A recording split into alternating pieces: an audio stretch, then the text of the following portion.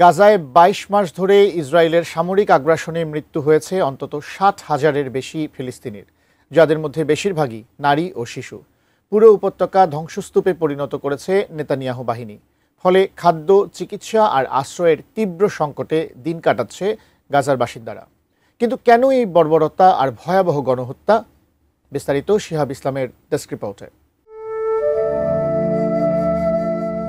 গাজায় চলমান গণহত্যা শুধু প্রতিশোধ নয়, বরং ইসরায়েলের ভবিষ্যৎ প্রজন্মের জন্য এই বর্বরতা জরুরি।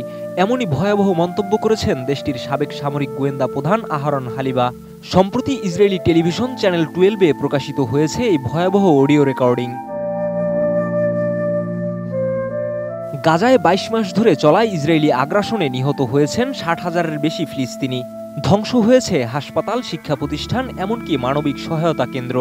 ঠিক এমন সময় ইসরায়েলের সাবেক সামরিক গোয়েন্দা প্রধান আহরন হালিবার মন্তব্যে তীব্র ক্ষোভ ছড়িয়ে পড়েছে আন্তর্জাতিক মহলে। অ্যান্টিব্যাকটেরিয়াল অ্যাডিটিভ যুক্ত সেরা ওয়াটার ট্যাঙ্ক বিশুদ্ধ পানিতে ব্যাকটেরিয়া জন্মাতে দেয় না।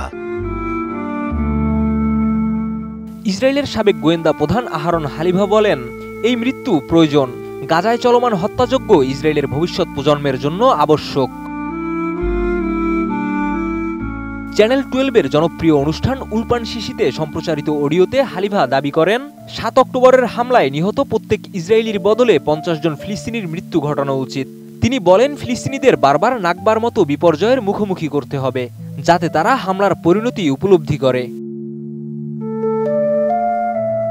নাকবা হচ্ছে আরবি শব্দ, এর অর্থ মহাবিপর্যয়। ১৯৪৮ সালে ইসরায়েল রাষ্ট্র প্রতিষ্ঠার সময় ৭ লাখের বেশি ফিলিস্তিনিকে উৎখাত করা হয়, ধ্বংস করা হয় শত শত গ্রাম ও শহর। সেই দুঃসহ স্মৃতিকে আজও বহন করছে ফিলিস্তিনি জনগণ।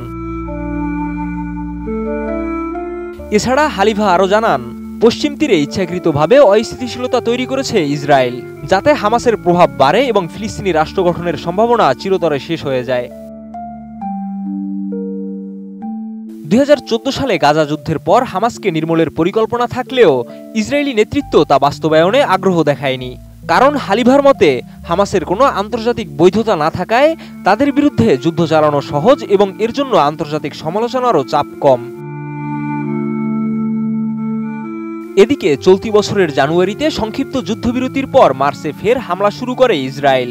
আর এই হামলা হালিবার বক্তব্যকে আরও একবার পরিষ্কার করল যে এ যুদ্ধ শুধু ভূখণ্ড বা প্রতিরক্ষার নয়, বরং একটি দীর্ঘমেয়াদী ধ্বংসাত্মক কৌশলের অংশ। গাজায় ইসরায়েলি হামলার নেপথ্যে থাকা এই মনোভাব আন্তর্জাতিক সম্প্রদায়ের জন্য এক বড় প্রশ্ন হয়ে দাঁড়িয়েছে।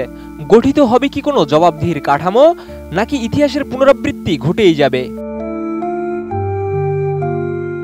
শিহাব ইসলাম, ATN নিউজ।